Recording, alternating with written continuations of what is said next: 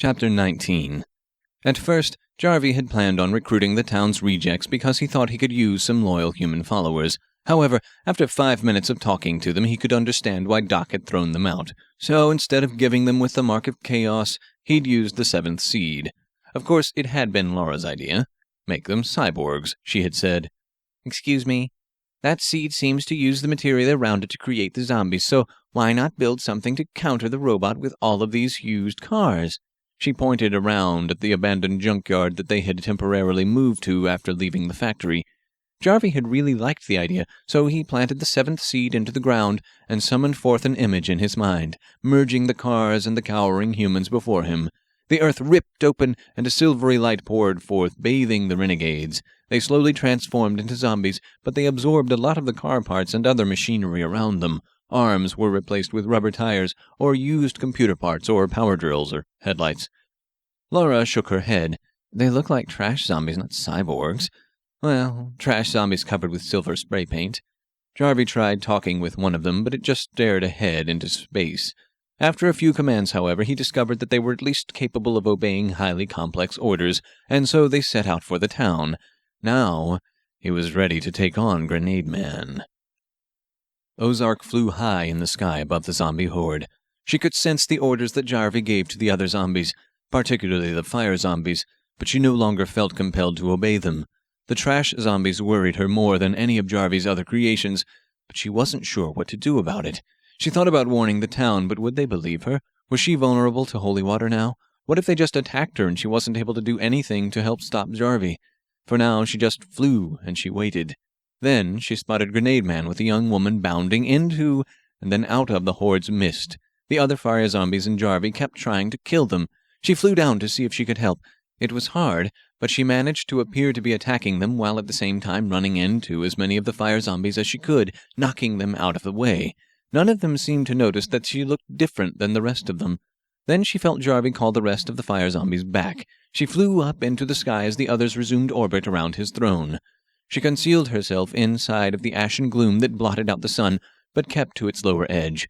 She didn't know what sunlight would do to her.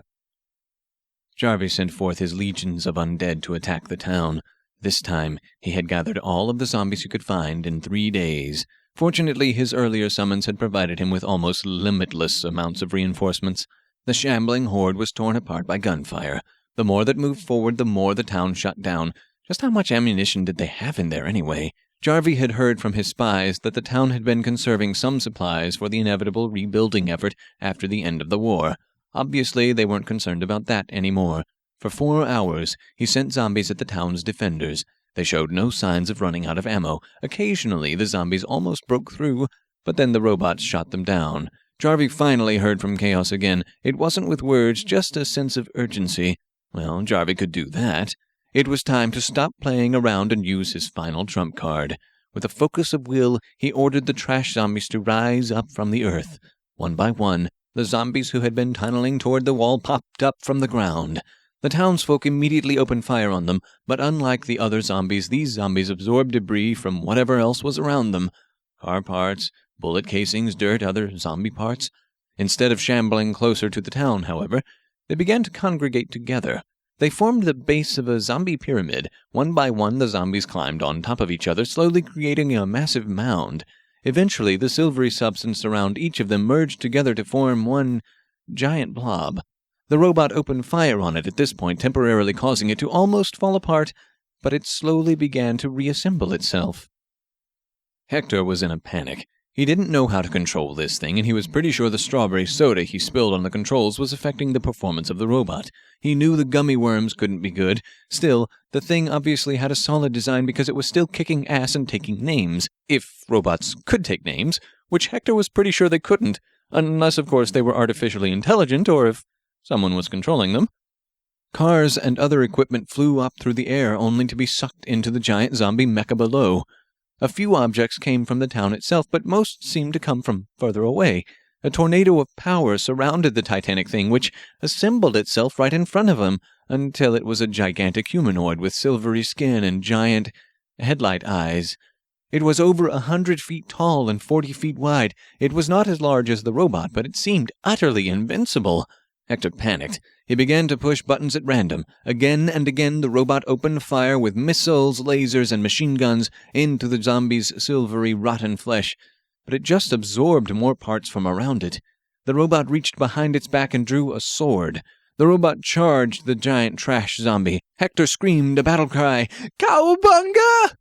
The giant zombie raised its fist to pound at the robot, but before it could complete the swing, the robot chopped off its arms with blinding speed. The shockwave from the blow knocked over the assembled zombies outside the town. Ozark and the other fire zombies had to fight to maintain their flight.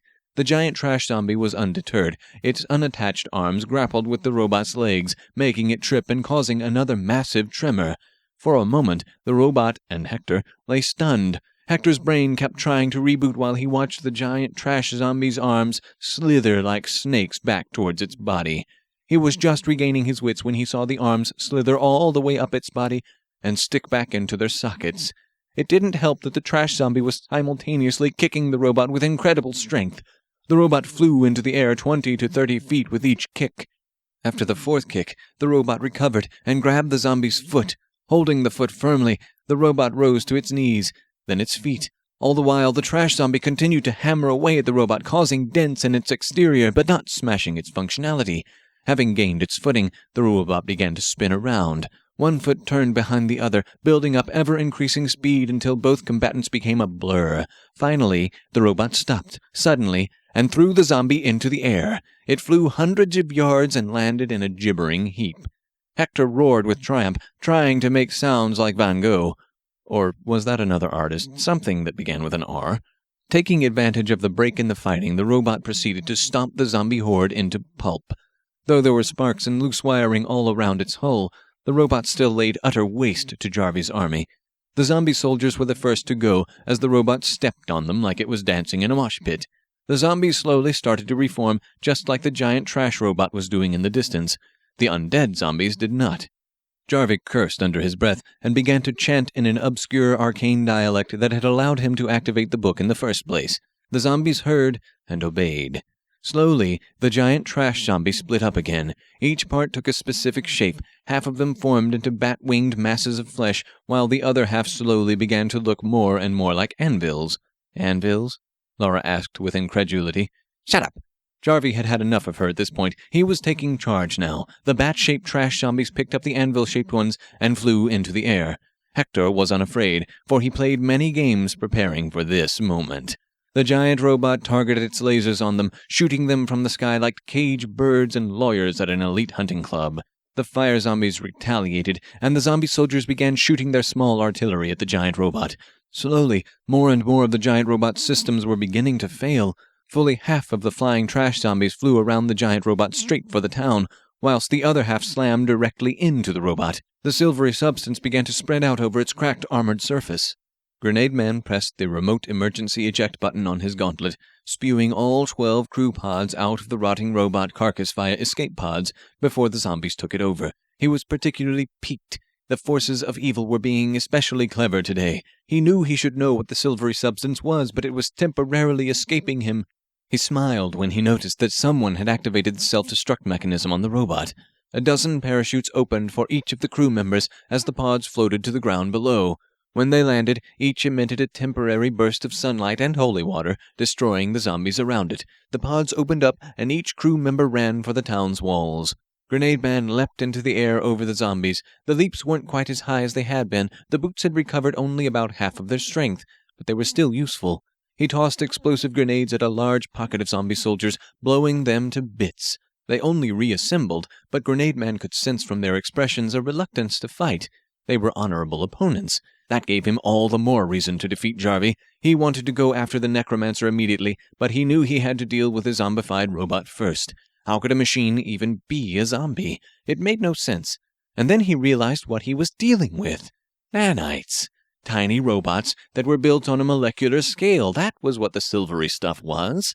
Jarvie's spell had somehow created nanites that made the trash zombies. Or was that nano-zombies? Maybe cyber-zombies. Well, whatever they really were, they certainly looked like trash zombies to him. Regardless, now that he knew the source of their power, he knew how to fight them. If the robot exploded while surrounded by nanites, it would just make more nanites. He had to stop it before it exploded. Unfortunately, he had not prepared many of the proper kinds of grenades to fight them. He only had 16, and he had to make them count. Taking out his grappling hook, he shot it into the leg of the quivering zombie robot corpse. The trash zombies had nearly finished taking it over. As the auto winch of the grappling hook pulled him up, he used the other hand to reach into his pouch and pull out the bright orange EMP grenades. As he rose, the fire zombies assaulted him. They shot jets of flame that slowed him down as he covered himself with his cape. He refilled his bandolier in the few seconds it took for him to reach the end of the hook. Bracing himself, he fired the grapnel at the head of the giant trash zombie nanite robot. Meanwhile, the other flying trash zombies dropped their anvil counterparts on the town. The anvils wreaked significant destruction. 2 tons of metal, rubber, paper, trash, humans, flesh, and bones splattered all over the inside of the town's defenses. The nanites slowly splattered onto many people, causing great panic as they spread. Grenade Man knew he had to do something, but first he had to take care of the robot. He switched the direction of the auto-grapple and began to swing down, timing the placement of the EMP grenades perfectly until he reached the ground. The giant robot trash zombies reached down for him. Grenade Man pushed a button on his belt, sending out the EMP from all the grenades at once, which immediately caused the robot zombie to turn into so much pulp, crashing down to the ground. Jarvie saw the zombie fall to the ground. Shit. His throne shattered into 1,000 pieces. Shit. He began tossing around anything he could get a hold of and smashing it into the ground with his anima. It was only after his tantrum that he realized he'd turned Laura into bits of powdered girl. There wasn't even enough to reanimate. His blood boiling, he flew at Grenade Man. Jarvie tried again and again to pick the slippery fucker up, and couldn't grasp him. Grenade Man watched him rather calmly. He then picked up a bright red grenade, sprayed something to the side of it, and tossed it with consummate skill at Jarvie. Jarvie knocked it out of the way, causing the thing to stick to a nearby wall and then explode. Chunks of the wall slammed into him. Being dead, he didn't feel the pain. He picked up large chunks of what had been the robot and hurled them at Grenade Man. The nimble superhero dodged them all. Jarvie sneered and concentrated. He tried to lift the very ground that Grenade Man was standing on, but had to stop when he sensed several more grenades coming his way. Jarvie grabbed chunks of concrete and sent them smashing toward his opponent. Grenade Man dodged those too. Jarvie reached for his pistol and tried to shoot Grenade Man. The pistol didn't even fire. Then Jarvie realized something. He was up and intelligent and mobile. There was something wrong with this situation. He tried to think. What would Laura say? He ignored several grenades that were lobbed at him, brushing them aside. Kevin had been turned into a zombie, but he had been killed by something other than the zombie apocalypse. More importantly, Jarvie himself was a zombie. He could have killed Doc by himself the first time, because, by definition, he was now part of the apocalypse. More importantly, Kevin had been killed by something else, and the bet wasn't over yet because Kevin was still up and around. The stupid bet considered a zombie Kevin to still be alive. Jarvie stopped hurling things at Grenade Man and floated into the air just as Grenade Man charged him with his sword. Grenade Man missed but launched his grappling hook at Jarvie. Jarvie felt something hit him and looked to see a grappling hook biting into his flesh, pulling Grenade Man up toward him. Jarvie grabbed the grappling hook in Grenade Man's hand with his anima and pounded him with it. Grenade Man began hitting himself against his will, again and again with the handle, but he did not let go. Jarvie cursed, and just as Grenade Man was about to stab him with the sword, Jarvie snapped the cable in two. Grenade Man dropped down to the ground. He tried leaping up a few times, but could not leap as high as Jarvie was flying. Grenade Man tossed a few grenades at Jarvie, but Jarvie used the anima to push them out of the way. Jarvie called the fire zombies to his side. We are going to search the town for Kevin. At this point, nothing else matters. He is a zombie. You will find him. One of the zombies said, Master, we cannot sense the undead, only the living. You have eyes in your skull, don't you? Use those. Jarvie nearly burst the zombie into tiny pieces out of annoyance, but that would have been one less pair of eyes. He ordered the undead hordes outside of the city to launch another attack. This time there would be no organization of resources. There would be no careful planning, just tens of thousands of zombies trying to crush this little town until he gave them another command. He then flew out and over the town. Hundreds of bullets and arrows streamed up at him. Arrows? Who do you think you people are, Robin Hood? He snickered and began to look at the buildings below him. A small group of fire zombies broke aside and began to approach him. Good, he could use their help to get Grenade Man. At first, he thought it was rather strange given how angry they looked, but then again they were evil zombies. They should look angry. Then they began to hurl fire at Jarvie. Jarvie was shocked. What the hell was going on? While he splattered them one by one, they knocked him to the edge of a gaping pit. What were they going to do, knock him in? He could fly. As he floated over the pit, several machine gunners buried inside of it fired up at him at the same time the fire zombies attacked him. He had to use his anima shield to defend himself completely for several moments. Then the machine guns finally ran out of ammo. He destroyed the zombies, but they had given Grenade Man more time to catch up to him. Severely annoying. The fire zombies weren't really being sophisticated in their search. They'd just crash through the roof of a building, look around for a while, and then crash through the roof again on the way out. Jarvie tried to learn from Laura's example and use his brain. He looked around for buildings that had guards in front of them inside of the town.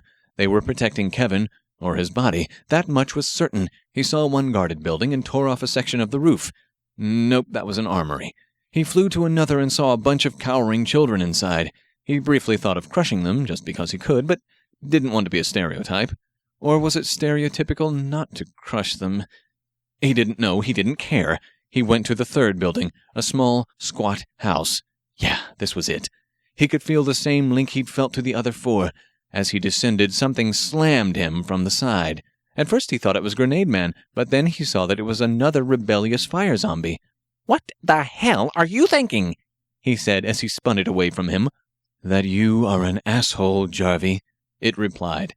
The thing shot fire at him. Some of it actually burned him. He was surprised to find that he could not deflect fire with his anima. It was a good thing the robot hadn't tried to shoot him with one of its lasers. Jarvie almost asked who the hell this bitch thought she was, and shrugged. Why bother? He didn't actually care. With a flick of his wrist, he turned her bones to powder and tore her flesh to ribbons. That was the moment when Grenade Man showed up. Jarvie toppled a building over on top of him and shouted with triumph as the rubble fell on top of the loser lunatic. Grenade Man was mortal after all. He flew down into the building, in which he sensed Kevin, and vaporized the 3 guards at the door. Rather, he simply crushed them so fast and so hard that there was almost nothing left of their corpses. As soon as Grenade Man saw the building toppling down on top of him, he tossed a crystal grenade. The white spray instantly hardened, encasing him in a thick domed lattice, preventing the rubble from crushing him. Still, he had no time to lose. There was just enough time to squeeze his left gauntlet, causing solvent to trickle down his arm, allowing him to move it freely within the crystal until he reached his belt. There was just enough solvent in the gauntlet to do the job. He pulled out the master solvent and dissolved most of the material surrounding him, but he could already hear the cracks forming inside of the crystal dome. He sprayed downward into the sewer. He fell down just as the pile of rocks fell on top of him and into the sewer tunnel behind him. Jarvie floated into remains of the room and saw Kevin. Kevin was indeed a zombie of the undead variety. He could take care of this. He was about to crush Kevin's head when he heard Michelle shout behind him. "Stop right there, you motherfucking son of a bitch!" Jarvie stopped and looked at her. Michelle shot at him. The slugs bounced off his anima shield, but he noticed that this time she'd used silver shot. If she had hit him unaware, it might have actually done damage. That wasn't likely to happen. He shoved her into a nearby closet and then pushed a large, rather full bookcase up against it. Now that Laura was gone, Michelle would make an ideal replacement, though he'd probably have to use some kind of love spell. He turned to Kevin, and with a flick of his wrist, separated Kevin's head from his body. He waited. Nothing happened. He kept waiting. Nothing kept happening. He spread out his hands and looked up beseechingly, addressing Chaos. "What? They're all dead. What do you expect now?" Just then, the floor underneath Jarvie collapsed from the acid solvent Grenade Man had sprayed under him. Jarvie swore as Grenade Man punched him solidly in the jaw. As soon as Grenade Man's fist connected with Jarvie's face, both burst into flame. It hurt like a son of a bitch. Dying had hurt less than this. Grenade Man shouted, "Take that, evildoer!" Jarvie instinctively tried to use the anima against Grenade Man, but failed again. Grenade Man punched him a second time. "Take more of that! There is much more where that came from!" Jarvie howled in pain, both from his bruised jaw and from his ruptured eardrums caused by receiving the full blast of Grenade Man's battle cries from a distance of less than 2 feet.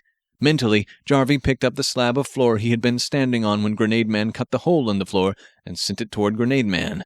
As the large chunk of cement flew toward him, Grenade Man tried to dodge. He was unsuccessful, and it hit him in the head. Fortunately for him, his helmet stopped most of the blow. Still, Grenade Man collapsed to the floor, momentarily stunned. Jarvie lifted the cement to crush Grenade Man's skull. Jarvie looked around briefly to make sure that there were no more enemies who planned to come out of the woodwork and stop him. Jarvie didn't see any at first, and did see something in the shadows. He moved closer, and much to his surprise, he saw Kevin standing there smirking. Jarvie howled and sent the cement straight at him. It went right through Kevin and smashed into powder on the other side of the wall. Kevin was a ghost? What the... Pausing a moment, Jarvie tried to assess the situation. But since Kevin's ghost did not immediately seem to be a threat, Jarvie turned back toward Grenade Man, to find him still sitting up off the floor. Jarvie had just smashed his concrete block, but he found a smaller one and made it hover in the air. "Hey, Jarvie," Ghost Kevin said from behind him. Jarvie really decided he would take no chances with the anima, so he took the rock in his hand and knelt on top of Grenade Man. Kevin sounded a bit more desperate. It was obvious to Jarvie how hard he was trying to taunt him. Jarvie ignored him and bashed down on Grenade Man's skull with the rock. He heard a satisfying crack and a moan of pain. But the helmet was still there. He didn't care and hit Grenade Man again with the rock. There was another crack. Jarvie realized how weak he had become using the anima to fly everywhere and do everything. Jarvie knew that he had enough strength for the task at hand, and gave Grenade Man another whack with the rock. Something clicked. Jarvie laughed with glee, though he did not cackle. Kevin said, "I think you just made a mistake." His voice had a lot more confidence this time.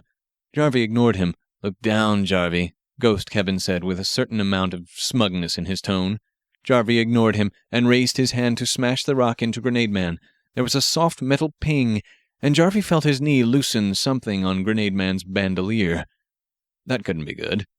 And then the world went insane. There was a brilliant flash, and he felt his flesh begin to melt. He tried to shield himself with the anima, but the light just kept going through him. Eventually, all of the flesh on his body melted away, and he was nothing but bone. He had been knocked back several feet and slowly started to stand up. The world looked different. It was colder somehow. He could see colors he'd never even dreamed of before. It was cold, ever so cold. He looked down at his bony hand. It was like some kind of a puppet without strings. Only he was the puppet and the puppeteer at the same time. Kevin seemed to have more solidity to him as well. Jarvie cackled with unholy laughter as he realized what had happened. He wasn't a zombie necromancer anymore. He was a motherfucking lich. He picked up the rock again and moved toward Grenade Man. Grenade Man leapt up and punched him in the face. White flame danced up and down Jarvie's face. Even without nerves, it hurt. He burned where there was no flesh to burn. But unlike the last time, he watched with satisfaction as black flames danced down his arms and on to Grenade Man for a brief moment, causing the superhero to flinch in pain. Really? Well, finally a magic that would affect Order's champion. He cackled with glee. It wasn't a stereotype now, it was truth. He waited for Grenade Man to hit him again. Grenade Man looked him a moment and tossed a grenade at him from point-blank range. Jarvie pushed it away with ease. This new form seemed to expand his powers. Only the grenade exploded as soon as he touched it, covering him in glowing phosphorescent green paint. Jarvie wiped it slowly from his face with disgust. He leaned forward and scooped the paint out of his eye sockets. His entire skull was glowing. "Let's try that again, from the top." He picked up the rock, this time with the anima. Everything went still. Jarvie paused. Something wasn't right. He looked up into the sky and suddenly saw that the ash cloud had disappeared. The sun was at its zenith, shining down into the ground. His new bony body erupted in painless black flame. Sunlight didn't work on him. Then the moon swept into the sky, eclipsing the sun, once again turning the sky black. Then the earth began to shake and Jarvie's vision of the world went gray. All that was around them slowly faded from gray to darkness until just Grenade Man and Jarvie remained.